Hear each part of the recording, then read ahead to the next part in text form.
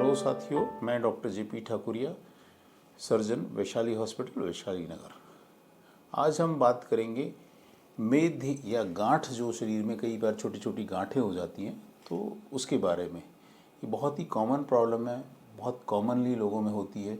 कई बार चर्बी की गांठ होती है, कई बार सीबिशियस सिस्ट की गांठ होती है, कई बार एक बीमारी होती है न्यूरोफाइब्रोमेटोसिस, उसकी वजह से जो गांठ होती है वो कई सारी गांठें हो जाती है।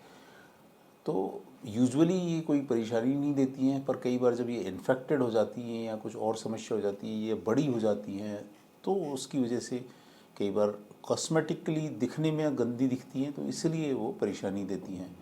तो रोगी यूजुअली हमारे पास तभी आता है जब उसमें दर्द होता है या दिखने में बद्दी दिख रही होती है, या उसको ये कंसर्न होता है कि साहब ये गांठ, क्योंकि गांठ का नाम सुनकर ही लोगों को लगता है कि कोई कैंसर तो नहीं है, कोई कुछ तो नहीं है, तो इसलिए रोग जाता है। तो एक तो सबसे बड़ी बात यह है कि सारी गांठें, जो छोटी शरीर में गांठें होती हैं, वो कैंसर नहीं होती हैं। कुछ गांठें ऐसी होती हैं जो बेनाइन होती हैं, तो उनसे डरने की ज़रूरत नहीं है।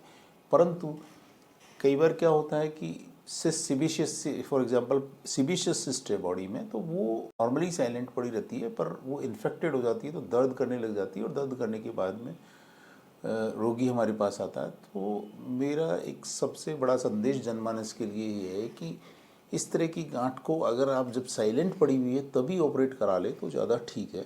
उपचार इनका ऑपरेशन ही होता है, परंतु ये है कि जब साइलेंट पड़ी रहती है तभी आप ऑपरेट करा ले तो ठीक है।